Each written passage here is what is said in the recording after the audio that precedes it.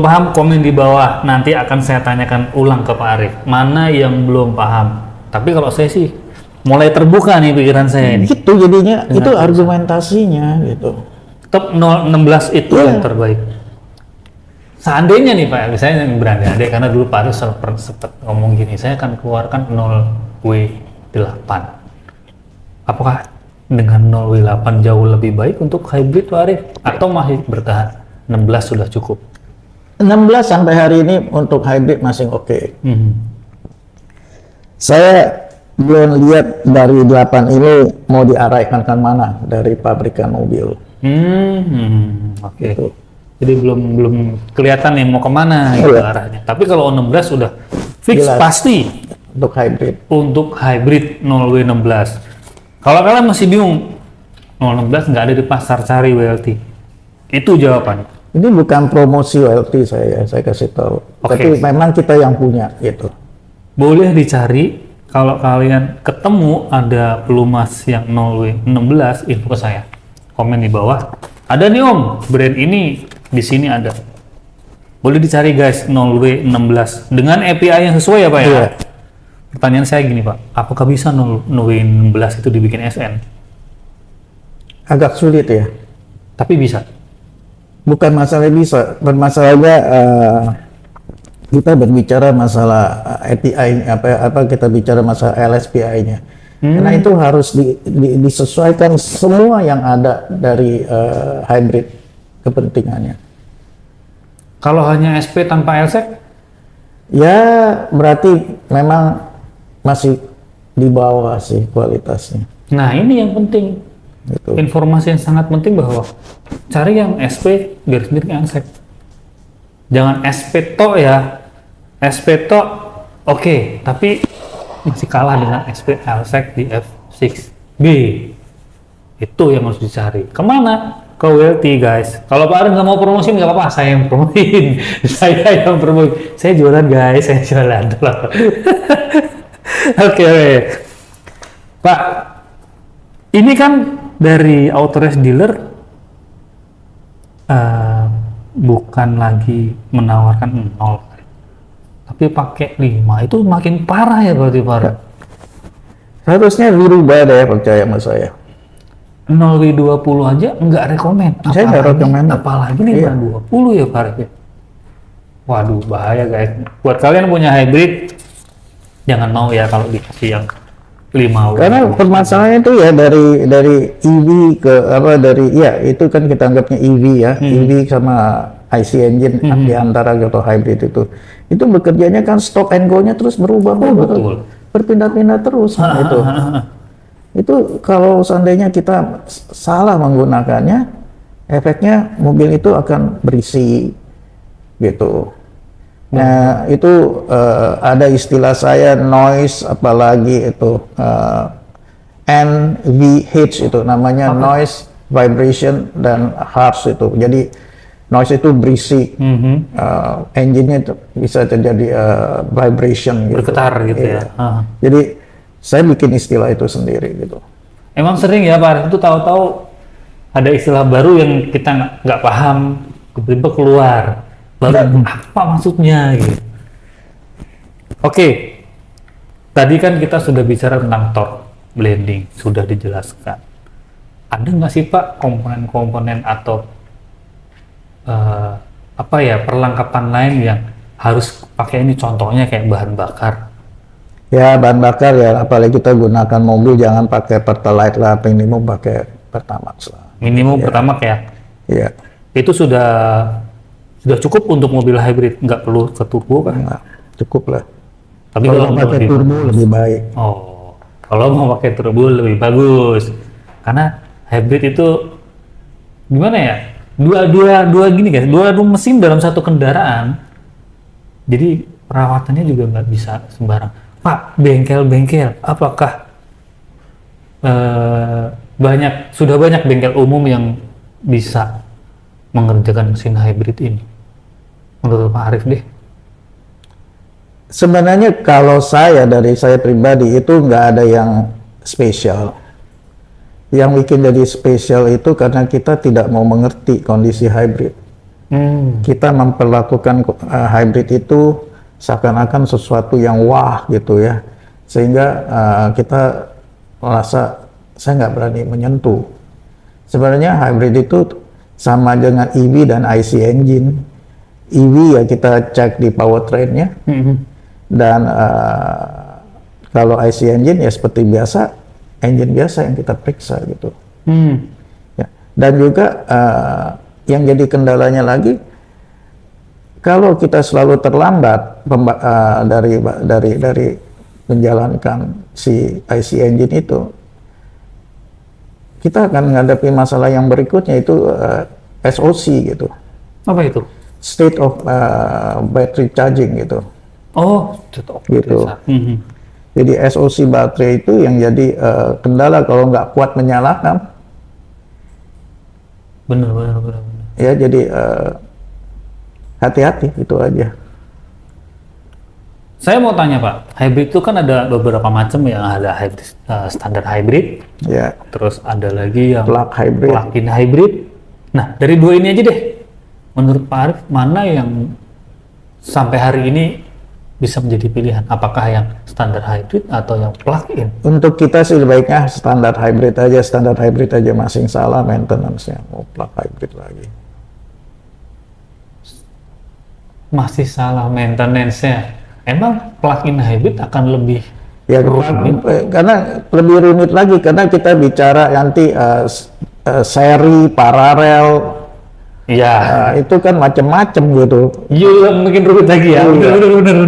Lebih baik udah itu dulu deh jalannya. Yang standar hybrid aja gitu ya. Standar hybrid aja jangankan maintenance-nya lah, pemilihan pelumasnya aja masih ngaco ya Pak.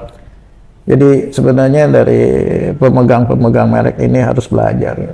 Harusnya Pak. Dan juga Bukan semata-mata untuk bisnis toh.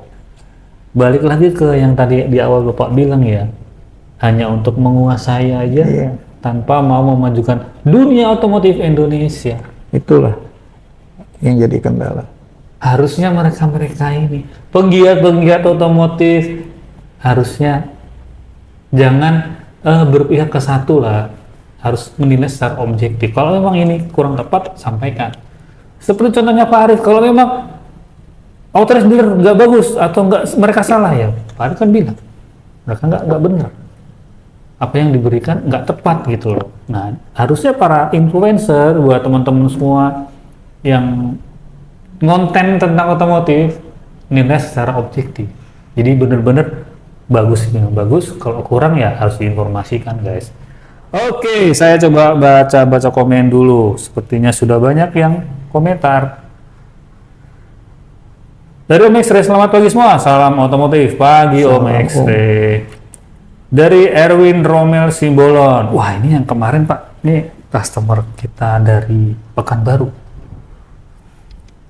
Bagi kami yang jauh dari bengkel WLT, bagaimana caranya tukar oli, cairan coolant, cairan wiper, minyak rem, dan oli power steering produk WLT? Apa yang harus disampaikan ke mekanik agar nggak salah? Ya. Gini Om, kalau suruh mereka ganti oli ya pasti sudah semuanya tahu ya ganti oli gimana. Betul. Pastinya ganti filternya. Ya, ganti filternya, dan juga kalau boleh di flushing, dibersihkan itu. Nah, kalau coolant, pastikan coolant itu yang benar lah ya, bukan coolant yang asal-asalan, dan minta mereka bersihkan cooling system itu dengan benar, bukan hanya kita membersihkan radiator itu, sistem pendingin ya, saya nggak bicara radiator ya, sistem pendingin itu cuman dibuang di radiatornya aja airnya. Ya betul. Ya, itu yang mereka dari bengkel yang ada di Pekanbaru harus mampu kerjakan seperti itu. Benar-benar si coolant yang lama itu terbuang gitu. Nggak hanya yang di radiator toh. Ya, gitu ya. Dan ini yang jadi penyakitnya kalau saya boleh katakan. Semua pada ganti coolant itu cuma diganti radiator. Dan bengkel selalu berargumentasi si pemilik mobil nggak mau mahal-mahal. Pastinya saya juga jadi pemilik mobil nggak mau mahal, karena saya nggak jelas. Fungsi dari bengkel itu menjelaskan. Tapi bengkel yang ada cuman hanya berjualan. Ya. Gitu. Ya. Power steering ya sekian puluh ribu baru ganti. Kalau otomatis saya sarankan ganti setiap 30.000. Jangan mau di tapping, minta di flashing. Sesuaikan ya. Ya. Kapasitasnya berapa harus ganti semua. Jadi 8 liter ya 8 liter. Betul. Gitu. 7 biasanya kalau mobilnya itu 7 liter, dia 8 liter biasanya. Oke. Ada lagi Pak yang lain? Ya secara gamblang seperti itu. Kemudian juga minyak remnya diperhatikanlah setiap 20.000 diganti gitu.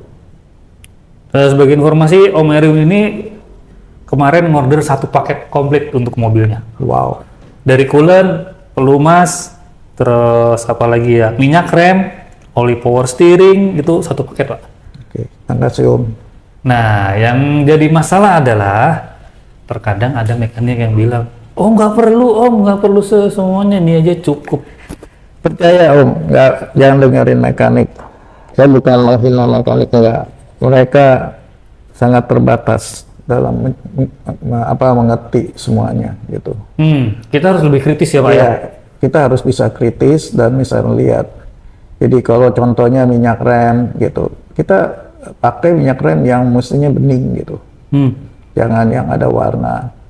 Dan nanti komentarnya lah ini dan itu lagi, percaya sama saya, nggak usah didengar lagi.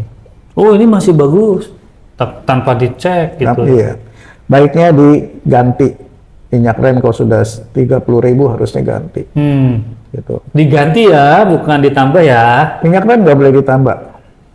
Makanya Pak, takutnya nanti mekanik, oh ini masih tinggal ditambah dikit aja. Nggak boleh. Minyak rem itu indikatornya, ada indikator untuk brake pad atau brake shoe-nya masih dalam keadaan toleransi yang benar atau tidak, gitu aja. Sudah tipis atau enggak. Jangan sekali-sekali diisi minyak rem, kecuali diganti. Jangan sekali-kali diisi kecuali diganti. 100% ganti, gitu ya. Sama ini Om Erwin, jangan lupa untuk transmissionnya flashing ya, pakai mesin, jangan mau kayak yang Pak Arif bilang tadi, jangan mau di top up lah. Top up atau di tapping, dibuang 4 liter, kemudian isi lagi, jangan itu. Sayang uangnya. Betul, kalau mau maksimal ganti, minta di flashing dengan mesin. Semuanya, total, mau engine oil, mau minyak rem, power steering, ganti semuanya aja. Kan Om Erwin kemarin udah order 1 paket, gunakan itu semua. Jangan pernah mau kalau mekanik bilang ini masih bisa tambah segini aja. Jangan ya Om ya. Kalau ada yang kurang jelas boleh komen lagi di bawah. Kira-kira nanti ada masalah apa di mobilnya? Anda masih ada ketemu Pak Arif nih, tanya langsung. Kita ke pertanyaan berikut. Dari Om X-Ray, mengapa mesin hybrid atau mesin baterai EV tidak boleh disamakan dengan mesin bensin dan diesel konvensional? Beda dong Om. Mengapa hybrid nggak boleh disamakan dengan mesin? Bukan tidak boleh disamakan dalam arti yang seperti saya tahu yang dimaksudnya Om X-Ray ini.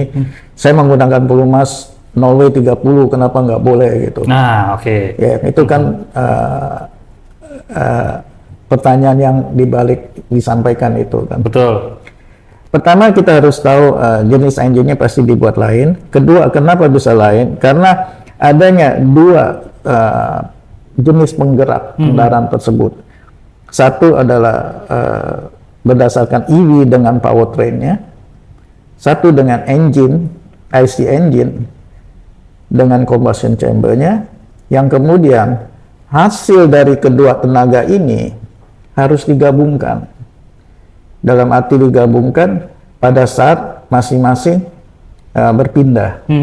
Nah, dengan kata penggabungan ini yang membuat menjadi yang namanya hybrid itu spesial. Betul. Ya, kenapa disebut spesial? Karena pada saat perpindahan dari IC engine ke EV itu dengan mudah dijawab sama listrik. Iya. Benar-benar. dengan mudah.